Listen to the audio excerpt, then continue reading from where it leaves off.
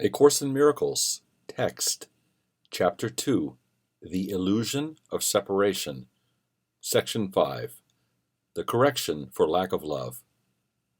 The first corrective step is know first that this is an expression of fear. Then say to yourself that you must somehow have willed not to love, or the fear which arises from behavior-will conflict could not have arisen. Then the whole process is nothing more than a series of pragmatic steps in the larger process of accepting the atonement as the remedy. These steps can be summarized as follows. 1. Know first that this is fear. 2. Fear arises from lack of love. 3. The only remedy for lack of love is perfect love. 4. Perfect love is the atonement. We have emphasized that the miracle, or the expression of atonement, is always a sign of real respect from the worthy to the worthy. This worth is reestablished by the atonement. It is obvious, then, that when you are afraid, you have placed yourself in a position where you need atonement, because you have done something loveless, having willed without love. This is precisely the situation for which the atonement was offered. The need for the remedy inspired its creation. As long as you recognize only the need for the remedy, you will remain fearful. However, as soon as you remedy it, you have also abolished the fear. This is how true healing occurs. Everyone experiences fear, and no one enjoys it. Yet it would take very little right thinking to realize why fear occurs. Very few people appreciate the real power of the mind, and no one remains fully aware of it all the time. However, if anyone hopes to spare himself from fear, there are some things he must realize, and realize fully. The mind is a very powerful creator, and it never loses its creative force. It never sleeps. Every instant it is creating, and always as you will. Many of your ordinary expressions reflect this. For example, when you say, "Don't give it a thought," you imply that if you do not think about something, it will have no effect on you. And this is true enough. On the other hand, many other expressions clearly illustrate the prevailing lack of awareness of thought power. For example, you say, "just an idle thought," and mean that the thought has no effect. You also speak of some actions as thoughtless, implying that if the person had thought, he would not behave as he did. While expressions like "think big" give some recognition to the power of thought, they still come nowhere near the truth.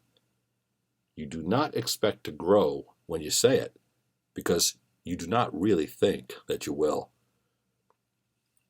It is hard to recognize that thought and belief combine into a power surge that can literally move mountains.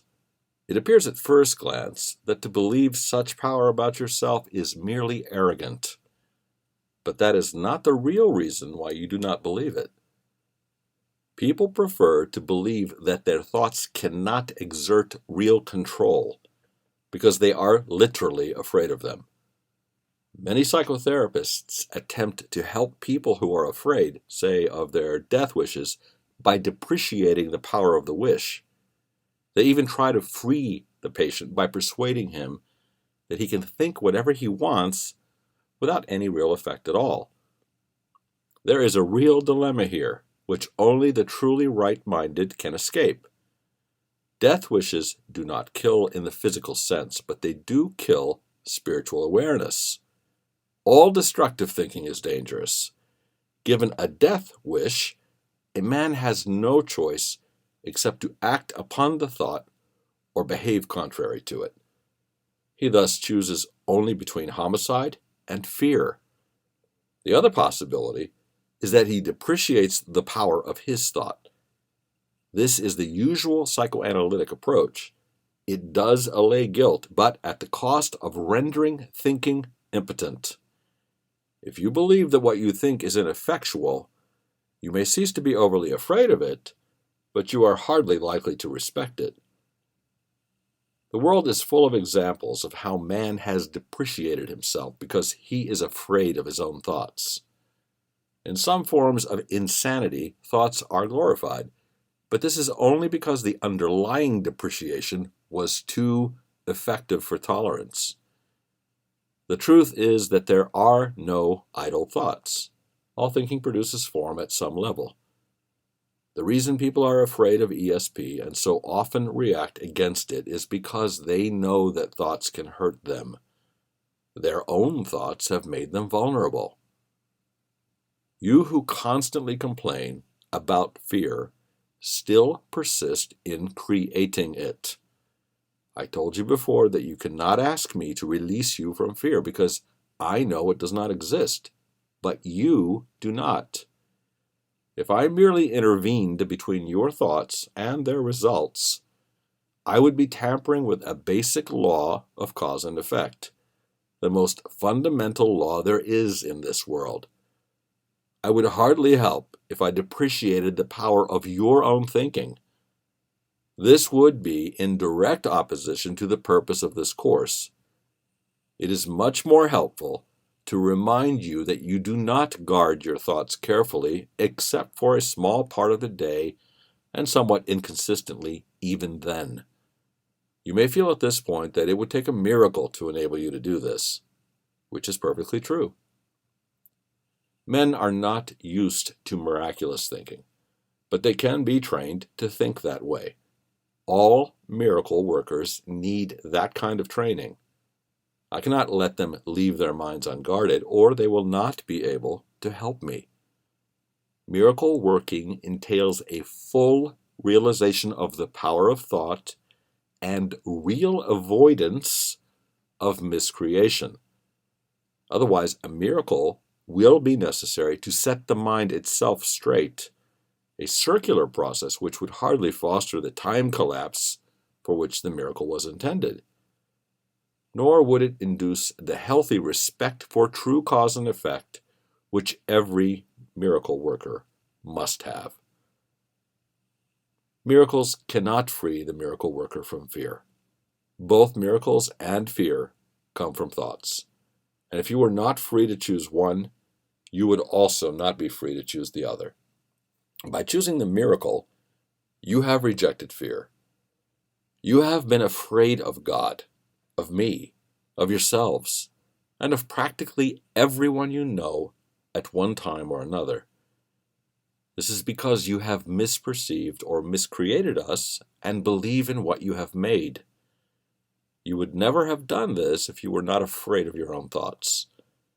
The vulnerable are essentially miscreators because they misperceive creation. You persist in believing that when you do not consciously watch your mind, it is unmindful. It is time, however, to consider the whole world of the unconscious or unwatched mind. This may well frighten you because it is the source of fear. The unwatched mind is responsible for the whole content of the unconscious, which lies above the miracle level. All psychoanalytic theorists have made some contribution in this connection, but none of them has seen it in its true entirety. They have all made one common error in that they attempted to uncover unconscious content. You cannot understand unconscious activity in these terms because content is applicable only to the more superficial unconscious levels, to which the individual himself contributes. This is the level at which he can readily introduce fear, and usually does. When man miscreates, he is in pain. The cause and effect principle here is temporarily a real expediter. Actually, cause is a term properly belonging to God, and effect, which should also be capitalized, is his Son. This entails a set of cause and effect relationships which are totally different from those which man introduced into his own miscreations. The fundamental opponents in the real basic conflict are creation and miscreation. All fear is implicit in the second, just as all love is inherent in the first. Because of this difference, the basic conflict is one between love and fear. It has already been said that man believes he cannot control fear because he himself created it. His belief in it seems to render it out of his control by definition. Yet any attempt to resolve the basic conflict through the concept of mastery of fear is meaningless. In fact, it asserts the power of fear by the simple assumption that it need be mastered. The essential resolution rests entirely on the mastery of love. In the interim, the sense of conflict is inevitable since man has placed himself in a strangely illogical position. He believes in the power of what does not exist. Two concepts which cannot coexist are nothing and everything. To whatever extent one is believed in, the other has been denied. In the conflict, fear is really nothing, and love is everything. This is because whenever light enters darkness, the darkness is abolished. What man believes is true for him. In this sense, the separation has occurred, and to deny this is merely to misuse denial. However, to concentrate on error is merely a further misuse of defenses. The true corrective procedure is to recognize error temporarily, but only as an indication that immediate correction is mandatory. This establishes a state of mind in which the atonement can be accepted without delay. It should be emphasized, however, that ultimately there is no compromise possible between everything and nothing.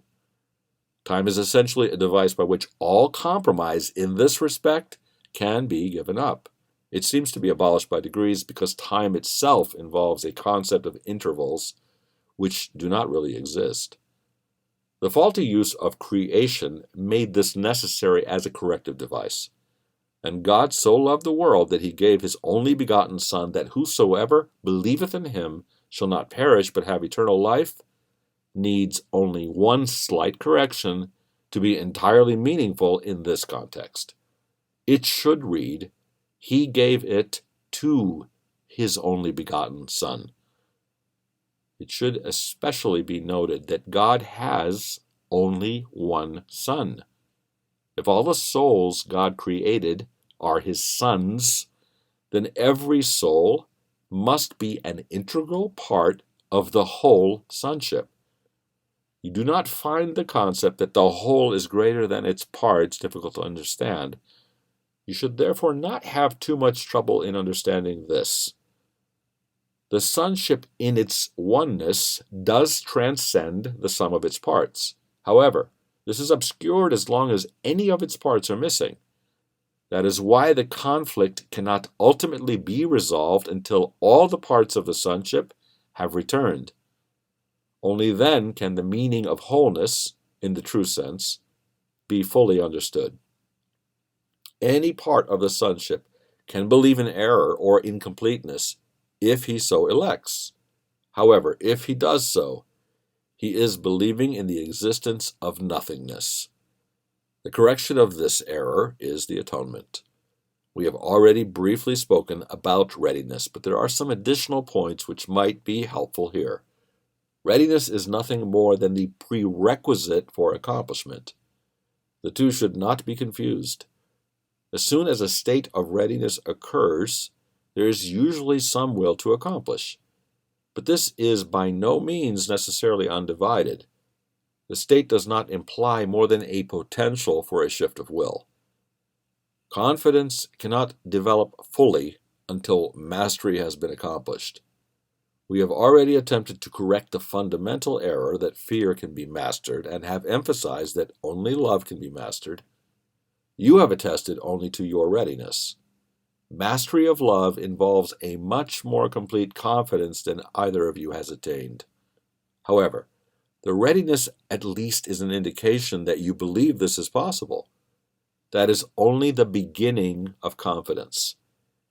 In case this be misunderstood to imply that an enormous amount of time will be necessary between readiness and mastery, let me remind you that time and space are under my control. One of the chief ways in which man can correct his magic miracle confusion is to remember that he did not create himself. He is apt to forget this when he becomes egocentric, and this places him in a position where the belief in magic in some form is virtually inevitable. His will to create was given him by his own creator, who was expressing the same will in his creation. Since creative ability rests in the mind, everything that man creates is necessarily a matter of will. It also follows that whatever he creates is real in his own sight, but not necessarily in the sight of God. This basic distinction leads us directly into the real meaning of the Last Judgment.